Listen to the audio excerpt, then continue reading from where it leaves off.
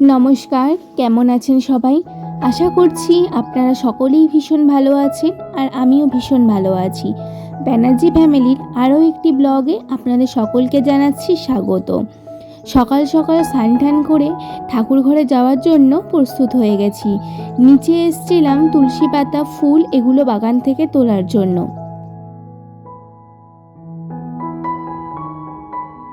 ইদানিং এত কম ফুল ফুটছে যে কি বলবো। মাকে একটা মালাও দেওয়া যায় না। মাকে একটা মালা না দিলে ভালো লাগে বলো? তোমরা যারা আমার লাইভ প্রতিদিন দেখছো, পুজোর লাইভ প্রতিদিন দেখছো, তারা তো জানোই আমরা কিভাবে মায়ের পুজো প্রতিদিন সম্পূর্ণ করে থাকি। প্রথমেই ধূপটা জ্বালিয়ে নিচ্ছি, জ্বালিয়ে নিয়ে তারপরে আমি যাব তুলসী গাছে জল ঢালতে। ওদিকে কিন্তু গোপুসোনাকেও ঘুম থেকে তোলা হয়ে গেছে। গোপুসোনা ওয়েট করছে কখন মাম্মাম এসে স্নান করাবে। এদিকে তো তুলসী গাছে জল ঢালা হয়ে গেছে। এবার একটু তুলসী দেবীকে প্রণাম করে, সূর্যদেবকে প্রণাম করে এবার পুজোতে বসে যাব। পুজোর লাইভটা তোমরা দেখতেই পেয়েছো আশা করছি। তোমরা যারা যারা এখনও আমার লাইভে জয়েন হওনি তাদের সবাইকে রিকোয়েস্ট করছি জয়েন হওয়ার জন্য। আমি প্রতিদিন সকালে লাইভে আসি, আমি আমাদের মায়ের নিত্য পুজো তোমাদের সাথে শেয়ার করি।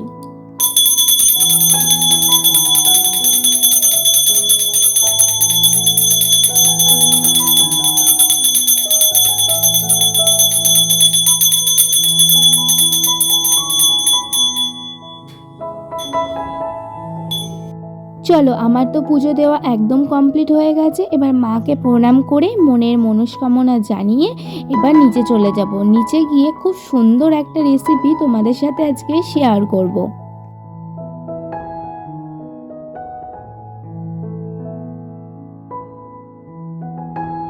অনেকদিন পর আরও একটি ভিডিও নিয়ে তোমাদের সাথে চলে এসেছি। আজকে একটু অন্যরকমভাবে চিকেন করার চেষ্টা করছি, তোমাদের সাথে অবশ্যই শেয়ার করব। তার সাথে পুরো ভিডিওটা দেখবে, আশা করছি তোমাদের পুরো ভিডিওটা ভালো লাগবে। যদি পুরো ভিডিওটা ভালো লেগে থাকে তাহলে চ্যানেলটি অবশ্যই সাবস্ক্রাইব করে দিও, পাশের বেল আইকনটি প্রেস করে দিও। তো চলো ভিডিওটা শুরু করা যাক।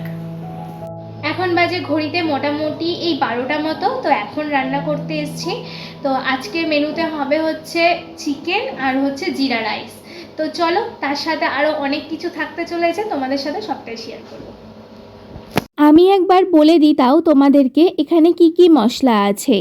গোটা ধনে, গোটা জিরে, গোটা মৌরি, 4-5টা কাজু বাদাম, তোমরা চিকেন অনুযায়ী কাজু বাদামটা দেবে, দারচিনি, লং, এলাচ।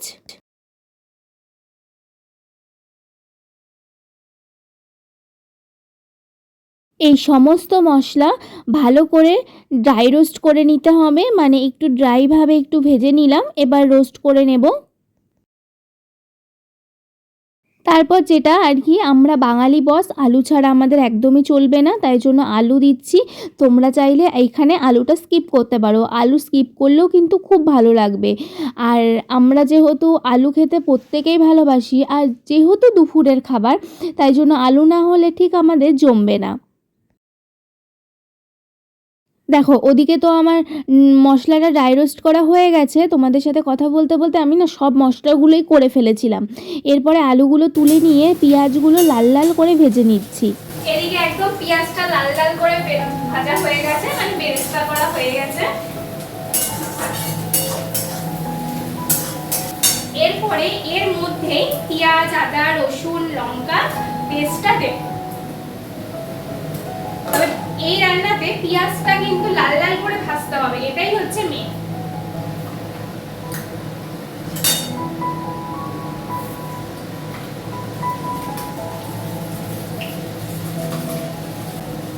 এবার টমেটো গুলোও দিয়ে দেবো। এবার যেটা ভালো করে একটু কষাতে হবে।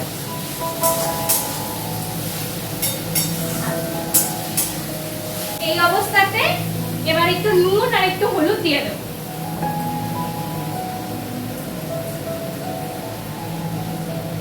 এরপরে এবার মাংসটা দিয়ে দেবো।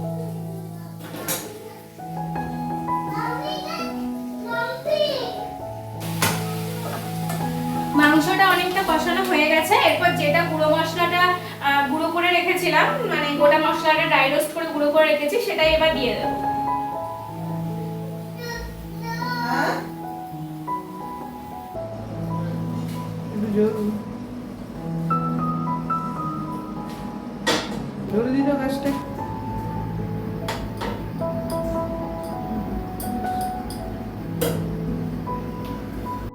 আমাদের মাংসটা একদম রেডি। এবার নামানোর আগে যেটা দিতে হবে একটু বাটার, ব্যাস আমাদের মাংস পুরোপুরি কমপ্লিট। আর ওইদিকে দেখো আমাদের হচ্ছে চিকেন কবিরাজি ভাজা হচ্ছে। তো মাংসটা না এইভাবে তোমরা ভাতের সাথে বাদ দিয়েও রুটি লুচির সাথেও খেতে পারো। আমার মনে হয় রুটি লুচির সাথে খেলে আরও বেশি ভালো লাগবে। তো আজকে কি রেসিপি হলো, আজকে দুপুরে আমরা কি দিয়ে লাঞ্চ করব, চলো ঝট করে তোমাদেরকে একবার দেখিয়ে দিই। আজকে দুর্দান্ত এইরকম মাংসর রেসিপিটা, সাথে জিরা রাইস, চিকেন কবিরাজি আর স্যালাড, ব্যাস এতেই আমরা আজকে দুপুরে লাঞ্চটা করে ফেলবো। জাস্ট অসাধারণ। আর সত্যি কথা বলতে এই পুরো রেসিপিটা এর আগেও একবার হয়েছিল, তো সেটা আমি ফটো দেখতে দেখতে আমার হঠাৎ করে পুরো রেসিপিটা ওই রকমভাবেই আবার আগের মতো খেতে ইচ্ছা করেছে, তাই জন্য আবার বরমশাই বানিয়ে দিল। এই যা। আর এদিকে দেখো তোমাদের সবার সাথে পরিচয় করে দিই, এটা হচ্ছে পাপার গুরু বাবা, মানে হচ্ছে আমাদের গুরু দাদু। এত বয়স হয়ে গেছে, উনি কিন্তু অসুস্থ, তাও কিন্তু দেখো নিজে থেকে চলে এসছে ছেলেকে নিয়ে আমাদের সাথে দেখা করার জন্য। এটা হচ্ছে ওনার ছেলে তারাপদদা। একবার বলছিলাম তো, বলে হাসে বললাম না আমরা কি করে আর ওই শ্মশানের চিন্তায় বসে ওই যজ্ঞ করার কারণ আর ইয়াটা করবো খুলি খুলি খুলি খালগুলো খুলি। তো যখনই খুলি খাওয়াটা শুরু করেছি না আমি, তখন কালো বিড়ালটা এসে আর কোলে বসে গেল। খুলি খাওয়া খুলি আমার বাবা খুলিটা মাথার খুলিটা নিয়ে এসছে। পাথরের শব্দ ওরা সব পুলিশ চলে এসেছিল। তো পুলিশ গোটা পাড়ার লোক আগুন দিয়ে মশা জেলে ঠেঙ্গা নিয়ে এরা ডাকাতি করতে এসেছিল। অল্প বয়সে পাপা আর গুরুদাদু মিলে কী করেছে সেই গল্পই আর কি আমরা শুনছিলাম। তারপর গুরুদাদু চলে যাচ্ছে আমাদের মন্দিরে মাকে দেখতে। বয়স হয়ে গেছে আর আমাদের অনেক পুরনো দিনের বাড়ি, তাই জন্য সিঁড়ি থেকে উঠতে না খুব কষ্টই হচ্ছিল গুরুদাদুর। গুরু আগে তারপর মা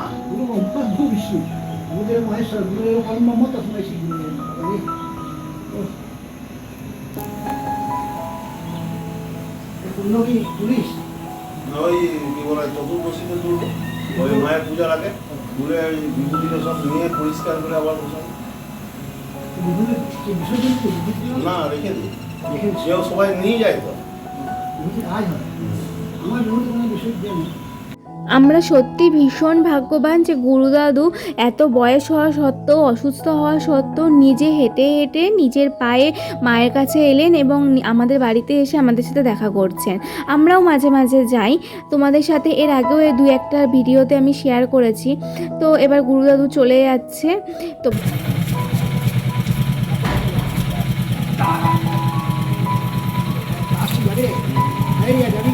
যাবো,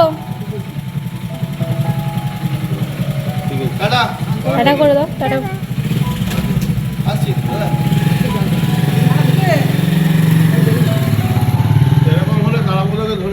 তারপর বন্ধুরা ভিডিওটা আর কন্টিনিউ করতে পারিনি। বিকালে ঘুম থেকে উঠে দেখি একটা পার্সেল এসছে। তো কি পার্সেল এসছে চলো তোমাদের সাথেও শেয়ার করি। মামনির জন্য একটা ক্রিম অর্ডার করা হয়েছিল। সেই ক্রিম আসলে মামনি ওই ক্রিমটা বরাবরই মাখে, তো সেটাই শেষ হয়ে গেছিলো বলে অর্ডার করা হয়েছিল। তার সাথে সোনুর জন্য একটা নাইট ড্রেস অর্ডার দেওয়া হয়েছিল। যেহেতু সামনেই শীত আসছে, তাহলে এবার ওকে ফুলাদা জামা পরিয়ে শোয়াতে হবে। আর এখন সব জামা কাপড়ই না কয়েকদিন পর পরই ছোট হয়ে যাচ্ছে।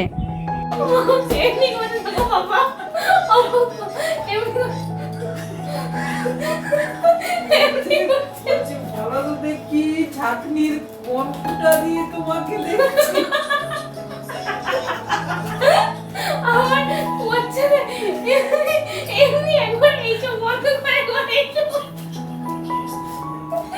কি কি তোমরা কিছুই বুঝলে না তো আমরা কেন হাসাহাসি করছি? ভাবছো কি পাগল হয়ে গেছি? একদমই না।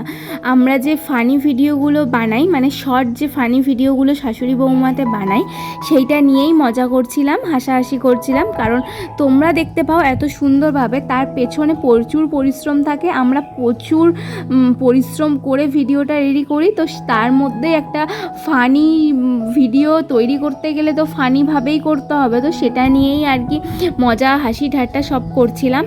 আর এদিকে দেখো এই যে সোনুর জামাটা, আর ওই যে মামুনি ক্রিমটা দেখালাম, এটা হচ্ছে অ্যান্টি এজিং ক্রিম।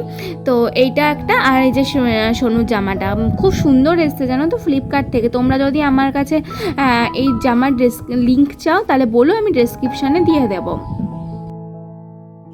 ড্রেসটা কেমন হয়েছে অবশ্যই জানিও, আর তোমাদের যদি লাগে তো অবশ্যই বলে দিও। আর এদিকে দেখো মামুনি পায়ে তেল মালিশ করে দিচ্ছে। আসলে আমার পায়ে আর কোমরে মাঝে মাঝে এত পেন হয় যে কি বলবো। আসলে সি সেকশন হওয়ার পর থেকে এই জিনিসটা হচ্ছে, কি আর করা যাবে। এই জিনিসটা নাকি সবার কাছ থেকেই শুনি যে একটা সময় পায়ে কোমরে প্রচণ্ড পেন হয়, তো সেটাই হচ্ছিল। তো মামুনিকে বলেছিলাম যে একটুখানি পায়ে তেল মালিশ করে দিতে, তো মামুনি সেজন্য রাতে ঘুমাতে যাওয়ার আগে একটু ভালো করে তেল মালিশ করে দিচ্ছিল। তাহলে চলো ভিডিওটা আর বড় করছি না, ভিডিওটা এখানেই শেষ করছি।